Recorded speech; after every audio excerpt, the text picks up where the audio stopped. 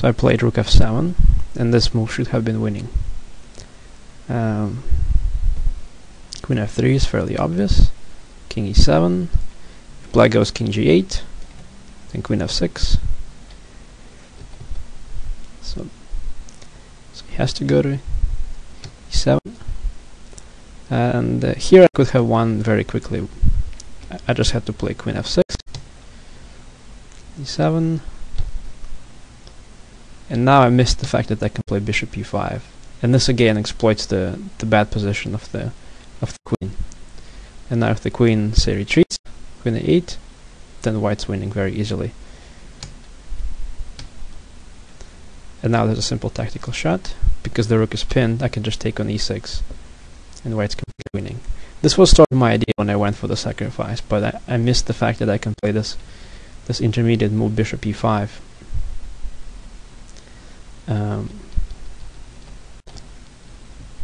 So I decided to play this a little bit differently, and I wanted to first increase the pressure on e6, thinking that this check to f6 will not run away from me.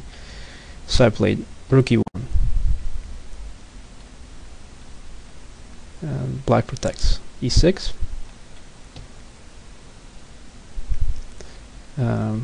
Here I had another very nice idea. The rook is overloaded. It's guarding both e6 and it's guarding the c5 square. So I could have simply given the check with bishop c5, and if the rook takes, then white's winning almost immediately. There. And now rook e7 is a discovered check from the bishop, and the rook. So white's winning. Another discovered check. White's completely winning. Black never has enough time to give the backhand check because everything is happening with the check. So he has to play rook e7 and it's mate. So with bishop c5 I could have sacrificed another piece and obtained the winning attack, but I fell for another check. I gave this check.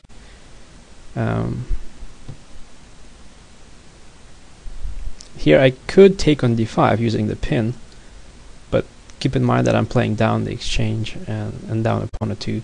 So if I just take on d5, this allows black to bring the queen into the game, and he'll be fine. So again, the theme of the attack is to play against the fact that black's queen is mostly out of the game. So when bishop h4, this frees up the file for my queen. Finally, black brings the queen into the game.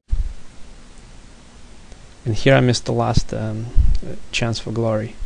There was a very nice sacrifice, rook e6. The idea is that white's using the bishops to deliver the attack. Rook e6, queen f7, the king runs away, bishop e6, and now with only a queen and the bishop left, white's giving checkmate. There, queen d8.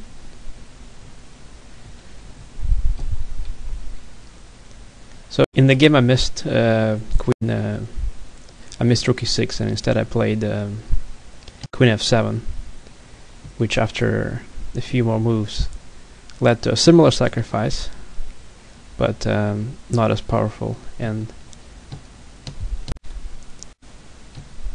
this position was more or less equal, even though my opponent later blundered and I managed to win this game. So white had a lot of possible sacrifices. I didn't really see most of them, and they were all possible because the black queen was staying on b8 and not really taking part in defense of the king. And mostly, if you look at the position like this, you'll see that first of all the pawns are not defending the king all that well, and also the dark squares are very weak around the king, and when this this happens, you can consider the rook on a1 and this knight on f7 and decide which one is more important. And so basically the sacrifice on f7 is the exchange of one of white's rooks for that knight, and because the rook later comes to f1, we're basically sacrificing the rook on a1 for the knight. And of course it's useful to sacrifice the piece that's not taking part in the game for the piece that is the only piece that is defending the black king. So that's why sacrifices like this, they're very natural, and there's really much to think about before you play them.